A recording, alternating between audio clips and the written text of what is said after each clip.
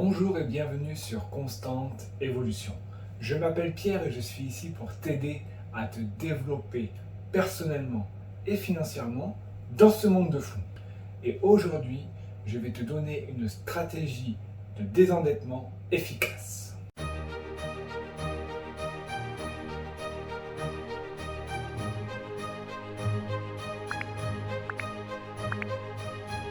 La première chose que tu dois faire pour sortir des dettes, c'est d'arrêter de faire l'autruche. Tu peux pas mettre la tête dans le sable et faire comme si tout allait bien, alors que tes finances ne vont pas bien. Donc je te félicite parce que tu n'es pas du tout en train de faire ça, vu que tu es en train de me regarder actuellement, c'est que tu as conscience que tu dois absolument faire quelque chose pour résoudre ce problème. Dans un deuxième temps, ce que tu peux faire, c'est que tu vas prendre un papier et un stylo et tu vas noter toutes tes dettes, que ce soit les dettes que tu as fait pour tes copains à droite à gauche, pour le crédit immobilier, pour la télé, le frigo, et j'en passe. Tu notes toutes tes dettes sur un papier et tu dois faire le bilan pour savoir où tu en es, combien tu payes pour chacun et combien il te reste à payer. On commence par faire ça. Pour pouvoir sortir des dettes, il faut que tu saches où tu en es et que tu l'acceptes. Et à partir de là, tu vas pouvoir faire ta stratégie de désendettement. Pour les gens qui ont des dettes qui sont constructives, par exemple si tu as un crédit immobilier, bon, c'est paraît à peu près normal d'avoir une dette parce que la plupart des gens, ils ont une dette pour acheter leur logement, c'est logique. Donc ça, c'est des dettes qui sont plutôt saines. Par contre, si tu as des dettes pour ta télé, pour ton téléphone, que tu as emprunté de l'argent à tes amis, alors là, vraiment, tu dois dire stop tout de suite. La première chose que tu dois faire, c'est quand tu reçois de l'argent en début de mois, tout de suite, dès que tu as reçu cet argent, tu vas mettre une partie de côté, ça s'appelle se payer en premier. Et si tu as pas beaucoup de dettes et que tu as un petit peu d'économie de côté, tu vas pouvoir utiliser ce budget complet pour pouvoir rembourser tes dettes le plus vite possible. Et si tu es un peu dans la merde et que tu as des dettes à plus savoir qu'en faire et que tu es vraiment en train de couler financièrement, ce que tu vas faire, c'est que tu vas prendre la moitié de cet argent-là pour le mettre de côté sur un compte disponible type livret A et tu vas prendre l'autre moitié pour pouvoir te concentrer sur le remboursement de tes dettes. Parce que si il faut 3 ou 4 ans par exemple pour pouvoir rembourser tes dettes, parce que ta situation est vraiment compliquée. Si tu attends 4 ans pour pouvoir mettre de l'argent de côté, d'ici là, il va forcément arriver quelque chose. Il va y avoir des électroménagers qui vont tomber en panne, un imprévu sur ta voiture, des choses comme ça qui fait que tu vas commencer à rembourser tes dettes, mais si tu n'as pas un petit peu d'argent de côté au cas où, un fonds de sécurité, eh bien tu vas tout de suite repartir dans le rouge et ça ne servira à rien. Donc, si tu as des grosses dettes, tu te payes en premier. Je te conseille de mettre 10% de ce que tu gagnes tous les mois de côté. Pour être en sécurité, tu mets la moitié de ces 10% de côté, l'autre moitié dédiée au remboursement de tes dettes. Et maintenant, tu vas faire un plan qui va te permettre de rembourser tes dettes plus efficacement. Tu notes en titre stratégie de désendettement. Et là, tu vas commencer par rembourser les dettes à tous tes amis, à ta famille, à tous les gens que tu connais, à qui tu dois de l'argent, même si c'est un petit peu, tu vas commencer par, en numéro 1, rembourser ces gens-là. Et tu vas arrêter de demander aux gens à droite, à gauche, tous les mois. Si tu as plusieurs amis à qui tu dois de l'argent, commence par les sommes les plus faibles. Comme ça, c'est plus simple. Tu fais le premier mois une personne, le deuxième mois une autre personne, et une fois que tu as fini de rembourser une personne, par exemple si tu dois 10 euros par mois à un copain, tu finis de le rembourser et tu prends ces 10 euros là, au lieu de les utiliser à faire n'importe quoi, tu vas les utiliser pour pouvoir rembourser plus vite la deuxième personne. Et une fois que tu auras fait ça, peut-être que ça te fera 20 euros ou 30 euros par mois que tu n'auras plus comme dette, mais rappelle-toi, tu réussis à donner cet argent, donc tu vas utiliser ce pouvoir d'achat pour pouvoir rembourser les autres dettes, et ça va faire effet boule de neige, un cercle vertueux, et ça va te permettre de rembourser de plus en plus facilement toutes les autres dettes. Maintenant, pour les organismes officiels à qui tu dois de l'argent, eh bien, tu vas les appeler et tu vas leur demander si tu ne peux pas avoir un montant plus faible. Par exemple, si tu dois 100 euros par mois et que c'est trop pour toi, ben tu vas demander d'avoir un délai un petit peu plus long, mais tu vas payer uniquement 80 euros. Et comme ça va peut-être pouvoir t'aider à rembourser et en même temps à te faire ton fonds de sécurité au cas où il t'arrive un petit pépin. Pendant que tu nettoies tes dettes et que tu es en train de faire ça, évidemment, si quelqu'un vient te demander 1 euro, 10 euros, 50 euros, 100 euros, c'est non, c'est mort. Ça peut être ton fils, ça peut être n'importe qui, c'est mort. Parce que tes enfants, si jamais tu leur cèdes ça à court terme, ils vont être contents à court terme, mais à long terme, tu vas jamais t'en sortir. Et du coup, ça va être un cercle vicieux, tu vas pas y arriver. Et qui c'est qui va être dans la merde? Ben, ce sera eux. À cause de qui? Ben, à cause de toi. Parce que tu as voulu leur faire un petit plaisir, mais tu n'as pas les moyens. Donc là, peu importe qui est-ce qui te demande, ça peut être ton Dieu qui te demande de donner de l'argent à l'église, c'est niette. Tu es en train de faire ton plan de désendettement, chaque euro compte.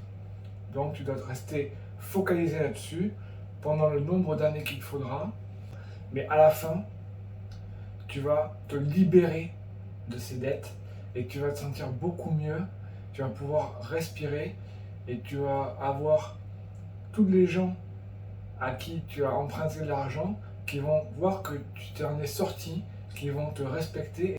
Tu pourras les garder comme amis et tu pourras peut-être, on ne sait jamais, leur proposer des opportunités pour pouvoir gagner de l'argent grâce à eux.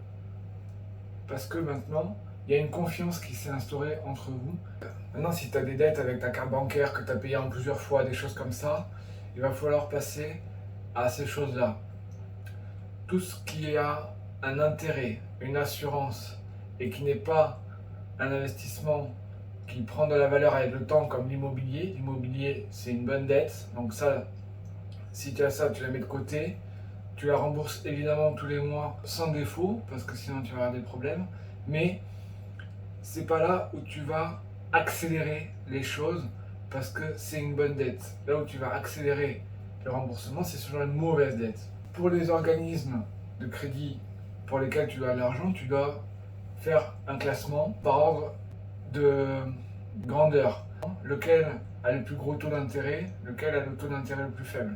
L'objectif, c'est de rembourser les petits crédits plus rapidement que prévu. Par exemple, si tu payes 5 euros par mois parce que tu as été acheter une cafetière à crédit, eh bien, tu vas focaliser ton accélération de remboursement sur ce crédit-là.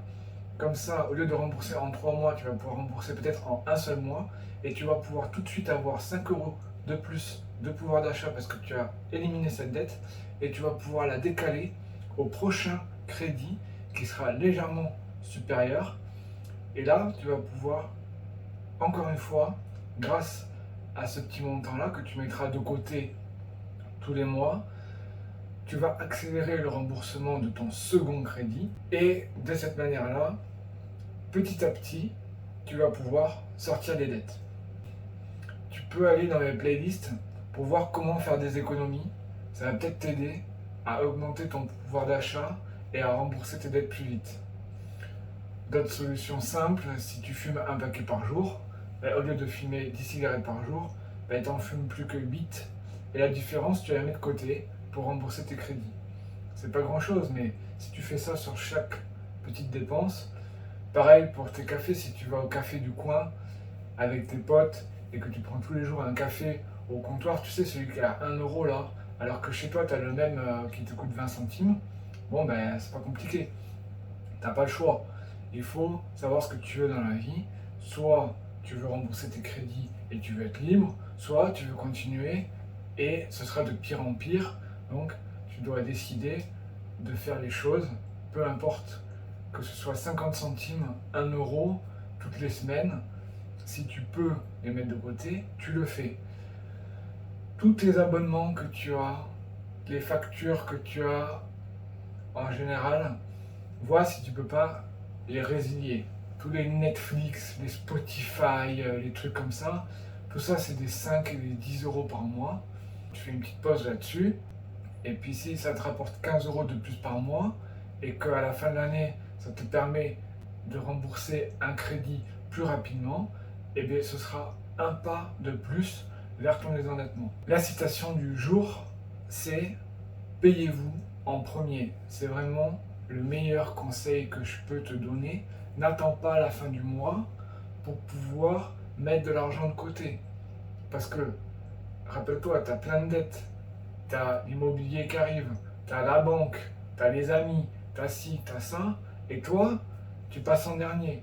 Donc si, à la fin du mois, tu espères retrouver quelques centimes pour pouvoir rembourser tes dettes, ce serait vraiment miraculeux qu'il en reste. Donc, il faut voir les choses dans le sens inverse.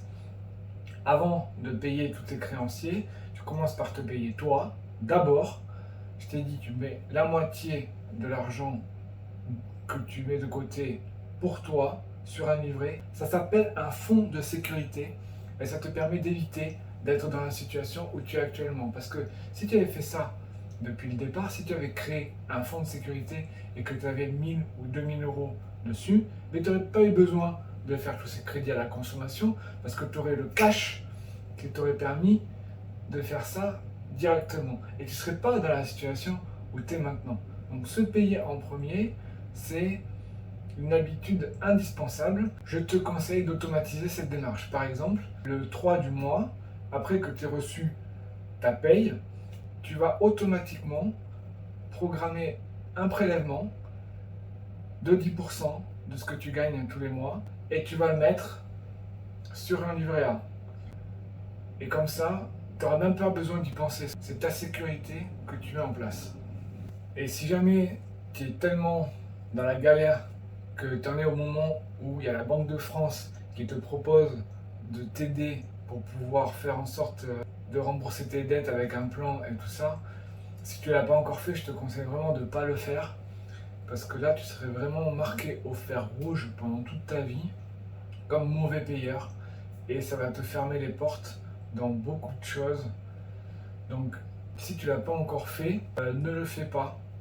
Donc il y a plein de solutions qui vont te permettre de faire des économies d'argent. Si tu as une voiture, vends-la, prends les transports en commun. Si tu as besoin, tu peux prendre un Uber de temps en temps si tu es en galère, ça coûtera moins cher que d'avoir une voiture. Pour avoir des réductions, tu as les liens qui sont dans la description.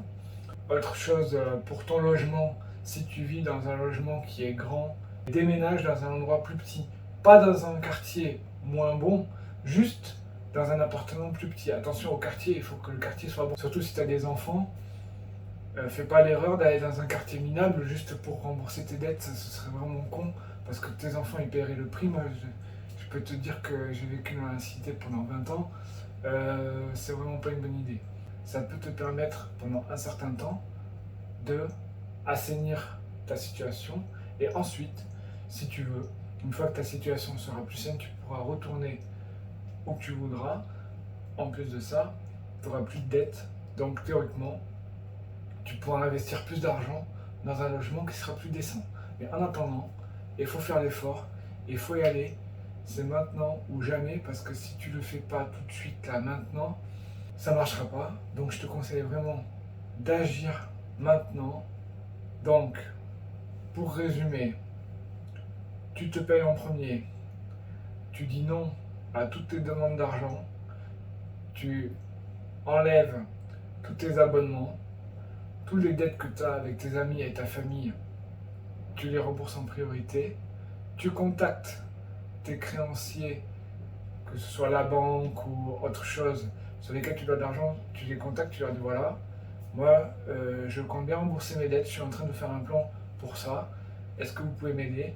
Est-ce que vous pouvez m'accorder 2 ou 3 mois de plus pour pouvoir avoir des mensualités qui sont un petit peu moins importantes? Si ça se trouve, ce sera oui, si ça se trouve, ce sera non. Mais dans tous les cas, il faut agir. Ensuite, si tu es avec des grosses dettes, je te conseille d'aller aussi dans ma playlist Comment faire des économies. Et aussi, j'ai une playlist qui s'appelle Comment gagner de l'argent. C'est des choses où tu pourras trouver, par exemple, des banques qui vont te coûter 0 € par mois. Si tu payes 3 € pour ta carte bancaire tous les mois, ça, c'est une dépense qui est complètement inutile. Et ça peut faire partie des choses qui pourraient t'aider dans ta démarche. Donc voilà, j'espère que je t'ai apporté pas mal de solutions et j'espère que tu as bien noté tout ce que je t'ai dit et que tu vas le mettre en place dès maintenant pour pouvoir t'améliorer dans tes finances personnelles et pouvoir sortir de cette situation délicate. Je sais que c'est pas facile, tu vas devoir faire des sacrifices, mais ça en vaut la peine. Tu peux sortir de cette situation si tu utilises les conseils que je t'ai donnés.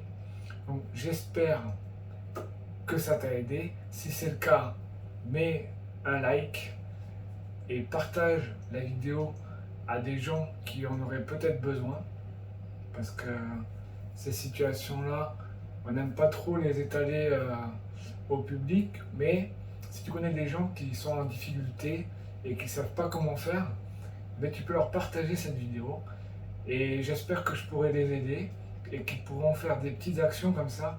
Il n'y a rien de magique, hein. C'est des petites solutions de 1 €, 2 €, 3 € par mois d'économiser qui vont se cumuler et qui vont se transformer en 20 ou 30 € par mois d'économiser, en 50 € par mois et qui vont te permettre de sortir des dettes. N'oublie pas de négocier ton taux d'intérêt pour tes crédits immobiliers. En ce moment, les taux sont historiquement bas, donc va voir ta banque et demande-lui si tu peux avoir un taux plus avantageux. Tu peux gagner plusieurs dizaines de milliers d'euros sur 20 ans juste avec ce conseil-là. Donc, va voir, pose des questions, mets en place des actions, fais ton plan, applique-le, sois vraiment strict. Sois vraiment strict avec tout ça, parce que là, c'est un petit peu une chance unique que tu as maintenant, c'est d'assainir tes finances ou pas. Donc, j'espère que tu as fait ton choix et je te dis à bientôt pour de nouveaux conseils. N'oubliez pas de liker, de partager et de vous abonner pour ne pas manquer les prochaines vidéos.